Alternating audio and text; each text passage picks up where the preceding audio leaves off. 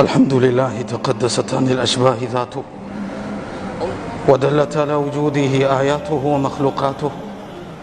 أحمده سبحانه ربي وأشكره وأتوب إليه وأثني عليه واستغفره.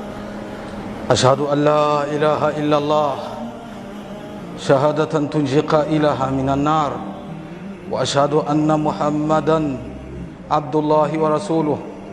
اللهم صل وسلم عليه وعلى آله وأصحابه ومن سار على نهجه إلى يوم لا يخزي الله النبي والذين آمنوا معه. Atukuke Mwenyezi Mungu Subhanahu wa Ta'ala, Mwenyezi Mungu ambaye hafanani na yote katika ulimwengu, Allah ambaye alivyoviumba vinautambulisha uwezo wake, na msifu na mtukuza Allah na tubia kwake Rabbul Izza. Imani moja, Mwenyezi Mungu ni mmoja, hana mshirika. Muhammad mtoto Abdullah ni mja wake pia mjumbe wake. Amani na salama zimimilikie Rasulullah sallallahu alayhi wasallama, yeye na alize na wale ambao watafuata nyayo zake mpaka siku Mwenyezi Mungu atamuinua Mtume Muhammad sallallahu alayhi wasallama. Ibadallah, usikum wa nafsi bitaqwallahi tabaraka wa ta'ala, fa inna taqwallahi afdalul wasaya wa ajallul ataya. Na kuhusieni pia naihusia nafsi yangu kumcha na kumwogopa Allah subhanahu wa ta'ala. Kumwogopa Allah ndio usia bora aliotupa Mwenyezi Mungu, kadhalika zawadi bora aliyoiweka katika kitabu chake. A'udhu billahi minash shaitani rrajim. Wa laqad wassayna alladhina utul kitaba min qablikum wa iyyakum an ittaqullah.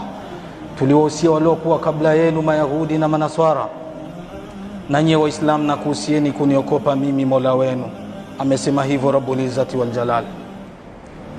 Ndugu zangu waamini, ismahuni ana anqulakum nuqlatan shuhuria. Mtaniwe radhi leo nikuchukueni nikupelekeni huko alikozaliwa Mtume Muhammad sallallahu alayhi wasallama, Rasulullah sallallahu alayhi wasallama, kusoma na kumpenda yeye. Millatun wa din, ni mila na ni dini. Waislamu watukufu, ittafaqa almuarrikhuna, waliotunga historia wote wanakubali ya kuwa Rasulullah sallallahu alayhi wasallam alizaliwa mwezi wa 3. Wakhtalafu fi tarikhi maulidihi, wakawa wametofautiana tarehe aliyozaliwa Mtume Muhammad sallallahu alayhi wasallam, baada ya makubaliano kuwa alizaliwa mwezi wa 3. Waislamu watukufu, Mtume Muhammad sallallahu alayhi wasallam ulida kabaqiyatil bashar, alizaliwa kama jinsi walivyozaliwa wengine, lakini ujio wake duniani, huyo ndio muujiza mkubwa. Ulida alhuda falkainatu diyau wa fami zamani tabassumun wa diyau, umezaliwa uongofu. Falkainatu diyau, vilivyoumbwa vyote vinaupata mwanga. Wa fami zamani tabassumun wa diyau, na nyakati utadhani zinatabasamu na huku zikitoa nuru. Mtume Muhammad sallallahu alayhi wasallama alizaliwa siku ya Jumatatu. Alizungumza Rasulullah sallallahu alayhi wasallama, nimesaumu kwa sababu ndio siku nilizaliwa. Rasulullah sallallahu alayhi wasallama kabla an yulad, kabla jazaliwa Mtume Muhammad sallallahu alayhi wasallama, alitoka kwa watu wawili ambao ni viumbe ambao walikuwa na tabia njema, Abdullah na Amina, Zuhriyu umman Hashimiyu aba. Alizaliwa katika makabila mawili ambayo ni makabila bora duniani, Mtume Muhammad sallallahu alayhi wasallama.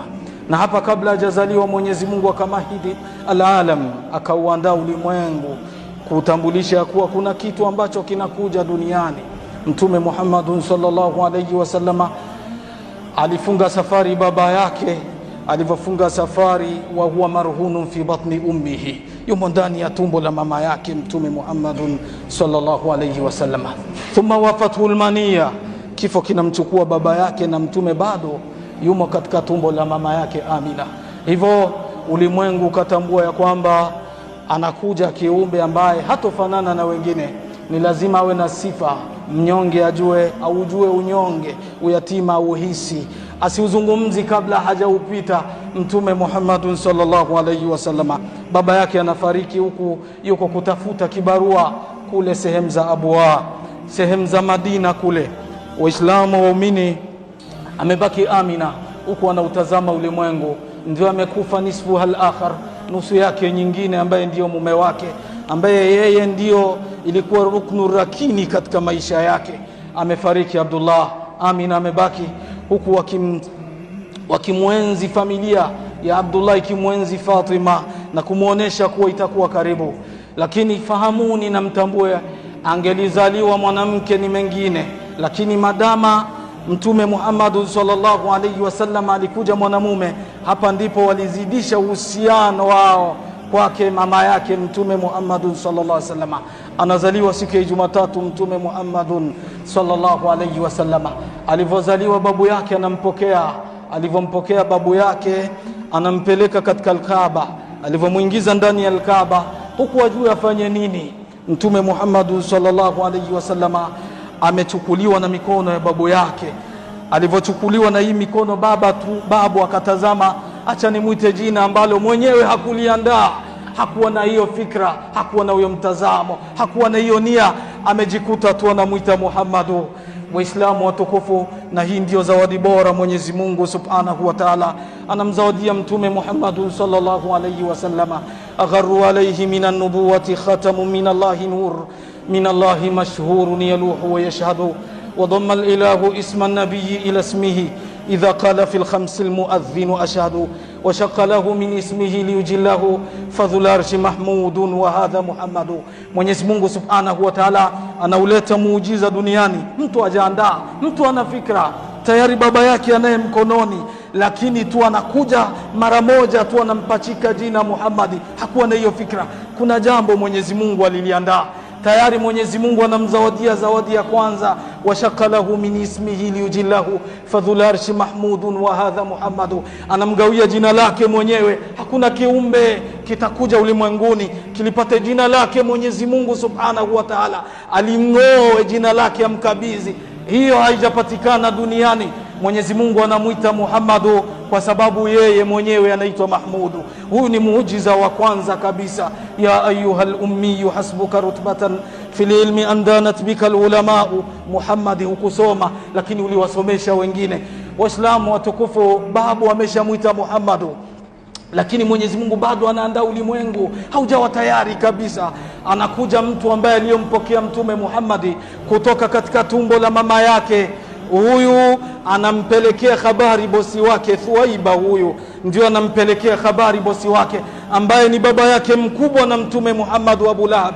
Waislamu, Abu Lahab ni kafiri. Mungu kasadikisha hayo, tabati yada Abi Lahab wa tab, ni kafiri tu. Lakini Mwenyezi Mungu Subhanahu wa Ta'ala ananukulu picha ya kuzaliwa Mtume Muhammad sallallahu alayhi wasallam.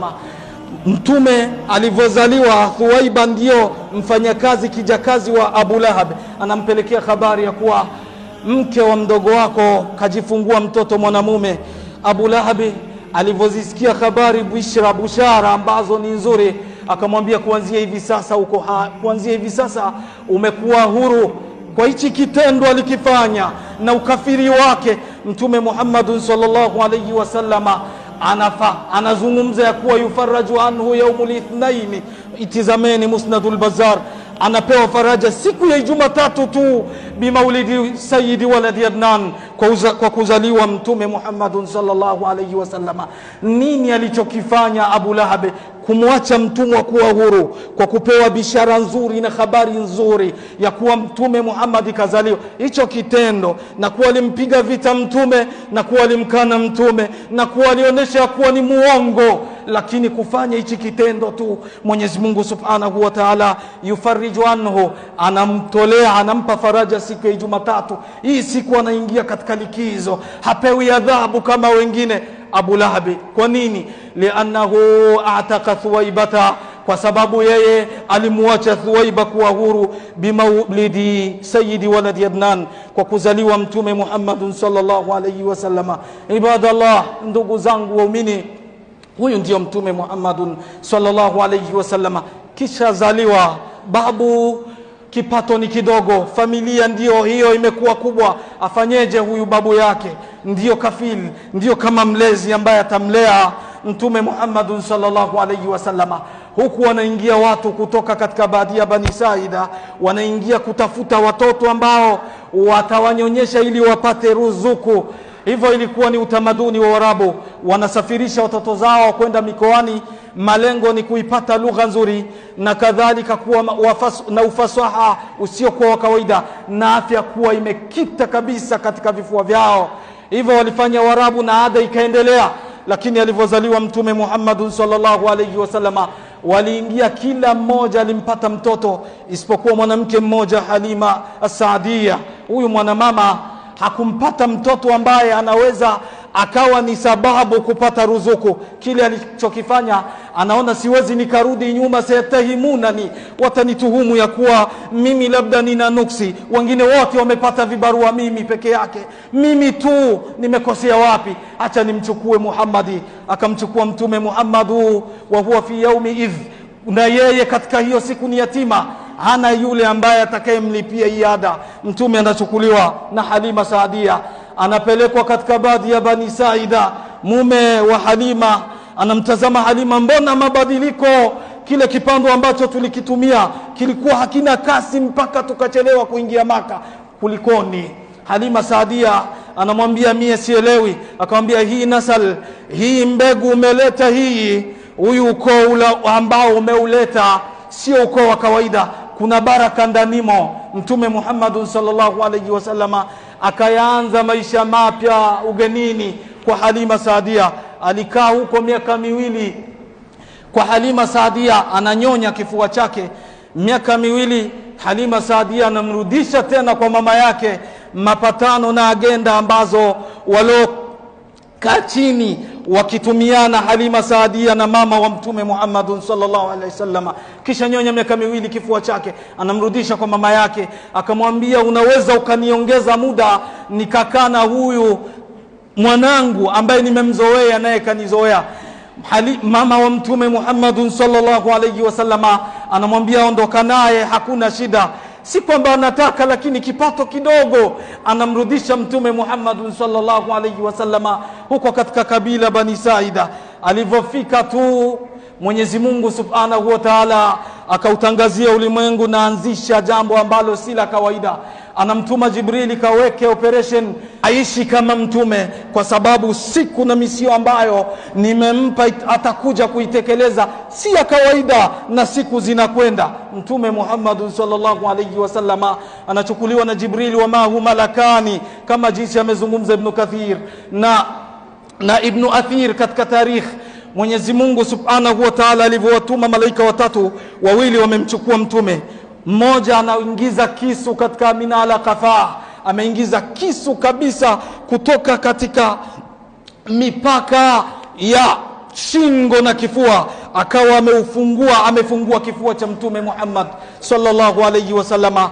Akaweka operation, akaweka mambo ambayo Mwenyezi Mungu Subhanahu wa Ta'ala shaa an yakuna, alitaka yaweko. Mtume Muhammad akarejeshwa sawa, kisha wakaondoka. Lakini watoto wanampelekea habari, Halima kutila Muhammadu, ameuawa Muhammadu, kisha uawa Muhammadu. Watoto walivyofikisha habari kwake Halima, anakuja na mume wake, akamkuta Mtume Muhammad sallallahu alayhi wasallama amekaa na vifungo vyake vimeshang'olewa, hayuko tena katika hali ya kawaida. Ihmarra wajhu nabiyikum sallallahu alayhi wasallama, uso wake umeshabadilika, umekuwa mwekundu. Alivyochunguza akakuta ni kweli pamepita kisu katika kifua. Halima Saadia akajawa na hofu, akamrudisha mtume kwa mama yake, akamsimulia habari zote. Mama akamwambia, ulioyaona mbona madogo tu? Niliona katika kumzaa kwangu mimi, niliona mengi. Nondoka, niachie dai yanki wantaliki Rashida, niachie mwanangu, ondoka, nenda mama, una amani. Tayari mtume karudi kwa Halima Saadia. Mwenyezi Mungu anathibitisha operation hiyo, alam nashrah laka sadrak wa wada'na anka wizraka, ay sharahna sadraka hissan wa ma'na, nimekipanua kifua chako Muhammadu na nimeondoa mizigo yote ambayo unayo. Mwenyezi Mungu anaendelea mpaka akasema, kumbuka nimeuinua utajo wako, warafana laka dhikraka, nimeinua utajo wako. Anatajwa Allah, anatajwa Mwenyezi Mungu, anatajwa Allah, anatajwa Mtume Muhammad sallallahu alayhi wasallama. Idha qala fil khamsi almuadhdhin ashhadu, anapozungumza muadhini ashhadu an la ilaha illa Allah, hakuna muadhini yoyote isipokuwa atakamilisha ashhadu anna Muhammadan abdullahi wa rasuluhu. Hivyo ndivyo sera ilivyokwenda kwa Mtume Muhammadun sallallahu alayhi wasallam. Amerudi kwa mama yake, miaka au muda ambao aliopewa Halima bado hujakamilika, akawa amemrejesha. Alivyomrejesha Mtume akaishi kwa mama yake, amekaa katika maisha hayatu kadiha, maisha ya kukokota, maisha ya kuvuta. Tayari babu yake anaondoka miaka 6. Alivyoondoka babu yake, nini kinafuata ambayo ndio nguzo sasa baada ya baba yake kufa? Halima Saadia akaona sasa acha nende akalione kaburi la baba yake. Anasafiri naye kwenda Madina. Alipofika Madina huko akawaona wajomba zake Mtume Muhammad sallallahu alaihi wasallama. Anarudi mama yake anaondoka, ili asiweki katika fikra zake ya kuwa yuko ambaye ni nguzo yake zaidi yake Allah subhanahu wa ta'ala. Mama anaondoka, afanyeje Mtume? Hapa ndipo aliuona uyatima, hapa ndipo aliuona uzito wa maisha. Anarudi Maka, mama hayuko, baba hayuko, na hata ule babu ambaye ndio baba atasimama nafasi ya baba hayupo tena. Baba mdogo anaingilia kati, nitamlea mwanangu. Lakini watoto wengi, kathirul iyal qalilul mal, watoto wengi, pesa hakuna. Afanyeje? Anamwanzisha kazi ndogo ndogo za kwenda huku na kule. Anafuga, anachunga mbuzi Mtume Muhammad sallallahu alaihi wasallama. Si kwamba anazichunga kiolela, hapana. Mwenyezi Mungu anaandaa jambo fulani. Yapo mambo 6 yatawatokea mitume la mahala. Hakuna ujanja, ni lazima yatokee. Kila mtume atachunga mbuzi, ni lazima. Khasaisu 5, khasaisu 6, vitu 5 ni lazima vitokee kwa mitume. Na kila ambaye atadai utume ni lazima aoneshe vitu 6 vikiwepo ni mtume, havipo si mtume. Rasulullah sallallahu alayhi wasallama alichunga mbuzi, ni kimoja hicho. Kadhalika jambo la pili, ni lazima kila mtume anapofariki azikwe nafasi ambapo nafsi yake imetokea. Ndio maana hakuzikwa makaburini, amezikwa kule katika chumba chake Mtume Muhammadun sallallahu alayhi wasallama. Bitaibata rasmul linnabiyi wa mahadu munirun wa qatafu rusumu wa tamhadu biha hujuratun kana yanzilu wastaha min Allahi nurun yustadau wa yuqadu araftu biha rasma rasuli wa subahu wa qabran bihi warahu fi turbi mulhidu. Ukienda Madina utaiona kaburi lake Mtume kazikwa ndani ya chumba chake Rasulullah. Nini? Mungu anauelimisha ulimwengu ya kwamba ni mtume, hawezi akazikwa makaburini kama wengine. Madama alifia katika chumba chake, atazikwa katika chumba chake. Kila mtume akifa hawezi akaoza. Wanamuuliza Mtume, ya Rasulullah, tukutolee salamu wakad arimta, mwili utakuwa umeoza, unataka tuzitume salamu zetu? Mtume akajibu akasema, inna Allah harrama ala al-ardi an ta'kula ajsad al-anbiya, Mungu kakataza ardhi isiondoe miili ya mitume. Kila mtume mwili wake hauondoki, mwili umekaa sawa sawa, mwili wake Rasulullah sallallahu alayhi wasallama. Kila mtume akiwa duniani ni lazima apate wahi, ni lazima, hakuna ujanja, ni lazima apate wahi. Huwezi ukaitwa mtume na ilhali hutonywi na Allah subhanahu wa ta'ala. Kila mtume ambaye mnamfahamu ni mtume, ni lazima atakuwa alipitiwa na kulala kwa macho, lakini nafsi bado inafanya dhikri na inafanya tasbihi, na vile ambavyo Mwenyezi Mungu subhanahu wa ta'ala kaamrisha. Mwenyezi Mungu amezungumza qumi laila illa qalila, simama usiku isipokuwa kidogo tu. Mtume alifanya hivyo طيلة حياته وحي wake mzima. لما أتتك قم الليل استجبت له تنام عينك أما القلب لم ينم والليل تسهره بالوحي تأمره وشيبتك بهود آية تستقم. wakati inateremka aya hakuweza tena kulala mtume, macho yalilala. Lakini vyote hivi ambavyo unavifahamu, nafsi inafanya kazi, mambo ambayo ni lazima yatokee mitume wote. Mwenyezi Mungu anamuandaa Mtume Muhammad sallallahu alaihi wasallam achunge mbuzi, apatwe na maisha mazito, kwa sababu anakwenda kukabiliana na tatizo la kukutana na walimwengu. Hao walimwengu ambao hawafahamiki, walimwengu ambao wanakuletea zawadi ya mswaki baada ya kukutoa meno, walimwengu ambao wanakupa mengi hujayafanya, walimwengu ambao uishi mwema ni shida, uishi mbaya ni shida, uishi maskini ni shida, uishi tajiri tatizo. Hao ndio wanakwenda kukutana na Mtume Muhammad sallallahu alayhi wasallam. Mungu anamuandaa Rasulullah sallallahu alayhi wasallam.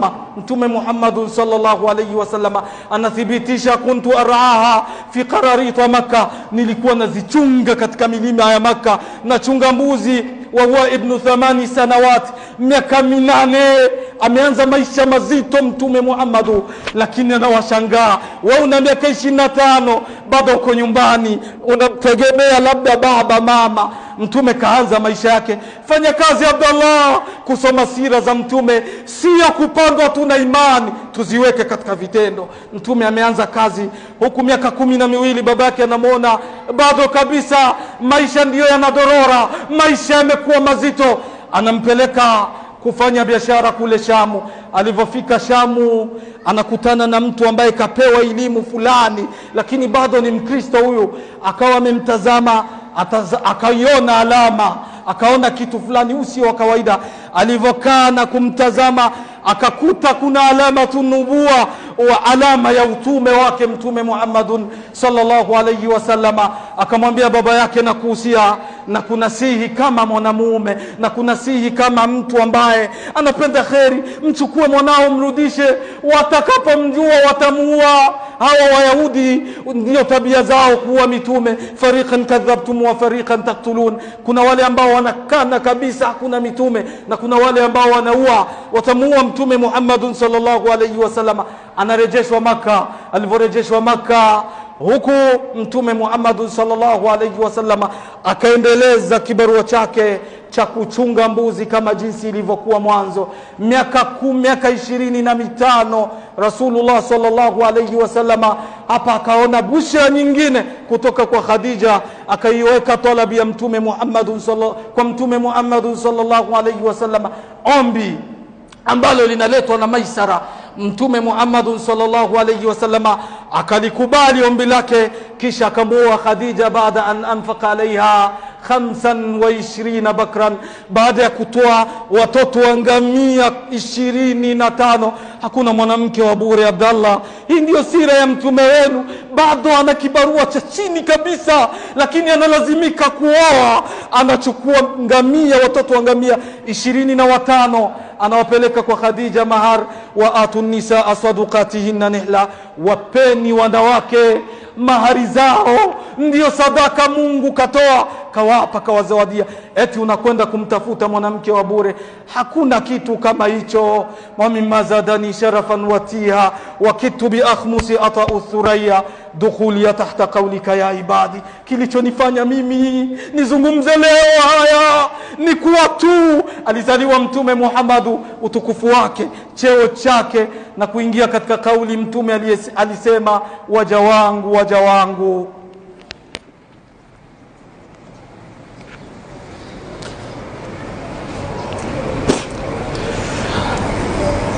Na kusifu Allah na kutukuza, wewe ni mmoja, huna mshirika. Muhammad mtoto wa Abdullah ni mja wako, pia mjumbe wako. Amani na salama zimiminikie Rasulullah sallallahu alayhi wasallama. Waislamu watukufu, ukitazama namba 1 duniani katika viumbe ni yeye Mtume Muhammad sallallahu alayhi wasallama. Ukitazama katika jeshi ni yeye namba 1. Ukitazama katika walimu ni yeye namba 1. Ukitazama katika hikma ni yeye namba 1. Ukitazama katika kuwa baba bora ni yeye namba 1. Hivyo wakawa watunzi wa mashairi wametunga taghanna bihi shuara, wakamsifu mtume, wakamweka nafasi yake aliyowekwa na Allah subhanahu wa ta'ala. Akazungumza Ahmad Shauqi, zanatka fil khuluqil azim shama'ilun yughra bihinna wa yula al qurama'u Muhammadi, umependezeshwa na sifa nzuri na tabia bora, imekusifu na imekupendeza Mtume Muhammad sallallahu alaihi wasallam. Akenda mbali zaidi akamwambia, almuslihuna asabiun jumiyat yada hiya anta bal anta liyadul baydau, waislamu na watenda mema ni vidole hivi, na wewe hivyo vidole vimekaa katika mkono, na huyo mkono ndio wewe Mtume Muhammad sallallahu alaihi wasallam. Waislamu watukufu, ujio wa Mtume Muhammad sallallahu alaihi wasallam ni nuru kwetu, ni bahati kwetu. Ujio wa Mtume Muhammad sallallahu alaihi wasallam ni mwanga kwetu, kadhalika ni elimu kwetu. Hivyo itakuwa ni vyema utambue alikozaliwa Mtume Muhammad sallallahu alaihi wasallam. Alizaliwa Makkah Mtume Muhammad sallallahu alaihi wasallam, akafia Madina Mtume Muhammad sallallahu alaihi wasallam. Rasulullah sallallahu alaihi wasallam alifariki na miaka 63. Hivyo Mtume Muhammad sallallahu alaihi wasallam aliishi katika utume wake miaka 23. Yuko anawalingania watu kumjua Allah subhanahu wa ta'ala, kumpenda Allah subhanahu wa ta'ala. Mtume Muhammad sallallahu alaihi wasallam anaondoka dunia siku ya Jumatatu. Alivyoondoka dunia akauacha ulimwengu na lia, akauacha ulimwengu na simanzi, akauacha ulimwengu na machozi yasiyokuwa ya kawaida. Watu wote walilia, lakini shangazi yake Mtume alikaa kiutazama mwili wa mwanae. Watu wanamshangaa, huyu ndiyo damu yako wewe, bado hujalia nini Safia, kuna nini? Akaingia tena akawa amembusu mwanae, kisha akazungumza maneno haya, ala ya Rasulullah kunta rajaana wa kunta barran wa lam taku jafia, kunta rahiman hadiyan wa muallima liyabki alayka liyawma man kana bakia. Mtume Muhammad, kunta rajaana, ulikuwa matarajio yetu, wa kunta rajaana wa kunta barran wa lam taku jafia, ulikuwa mwema, haukuwa na tabia ngumu. Kunta rahiman hadiyan wa muallima, ulikuwa mwenye huruma, ulikuwa kiongozi bora, ulikuwa mwalimu bora. Liyabki alayka liyawma man kana bakia, wale ambao wanataka kulia. Ana la abki nabiyya lifaqdihi inma abki min alharaji atia, mimi silii kwa sababu umeondoka mwanangu, hapana, kitakachoniliza min alharaji atia, utundu ambao utakuja baada yako Mtume. Watadai ulisema hujasema, watadai ukutekeleza umetekeleza, watadai ukufikisha ulifikisha, watadai ukukamilisha umekamilisha. Hakuna kitu aliyokiacha Mtume Muhammad sallallahu alaihi wasallam, vyote alikamilisha. Lakini utundu wa ulimwengu ndio hapa ndipo utasikika baada ya kifo cha Mtume Muhammad sallallahu alaihi wasallam.